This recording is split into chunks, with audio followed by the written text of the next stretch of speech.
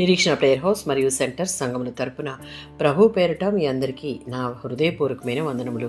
ఈరోజు దేవుని వాగ్దానం హగ్గై గ్రంథం 2వ అధ్యాయం 4వ వచనం.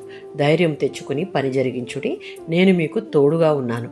బబులోను చెర నుండి తిరిగి వచ్చిన ప్రజలు 70 సంవత్సరముల తరువాత యెరూషలేమునకు వచ్చారు. దేవాలయాన్ని పునర్నిర్మించడం మొదలుపెట్టారు.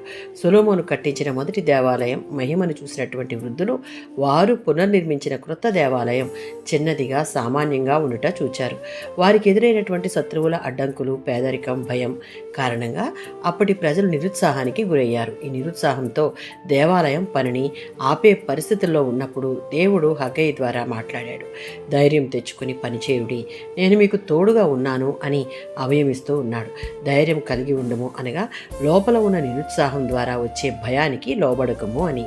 ధైర్యం కలిగి ఉండము, పని జరిగించుడి అనగా ధైర్యం మాటల్లో కాదు, చేసే పని ఎడల కలిగి ఉండాలి అని. ఆ ధైర్యం దేవుడు వారికి తోడుగా ఉన్నందున వచ్చేది అన్ని భయాలను, ఆందోళనలను, నిరుత్సాహాలను తొలగించే దేవుని సన్నిధి వారితో ఉన్నదని హగ్గై ప్రవక్త ద్వారా దేవుడు హామీ ఇస్తూ ఉన్నాడు. యెహోషువ గ్రంథం 1వ అధ్యాయం 6-9 వచనాల్లో దేవుడు యెహోషువని ధైర్యపరచడం మనం చూడవచ్చు.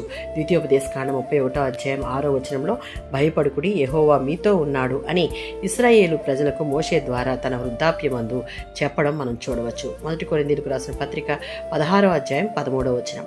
పౌలు ద్వారా ఆనాటి విశ్వాసులకు, నేటి విశ్వాసులమైన మనకు కూడా విశ్వాసమందు నిలువబడి ధైర్యం గలవారై ఉండుడి అని హెచ్చరిస్తూ ఉన్నాడు. నేను మీతో ఉన్నాను అని అనేక సందర్భాల్లో దేవుడు వాక్యంలో చెప్పడం మనం చూడవచ్చు. మన ఆత్మీయ జీవితం, కుటుంబం, సంఘం వీటిని కట్టుకొనుటలో విశ్వాసంతో దేవుని మీద ఆధారపడి ముందడుగు వేస్తే మనలో ఉన్న నిరుత్సాహం పోయి మనకు తోడుగా దేవుని సన్నిధి ఉండి మనలను ధైర్యంతో నింపి వీటన్నిటినీ దేవుని మహిమార్థంగా కట్టుటకు దేవుడే కృప చూపిస్తాడు. ఆమేన్.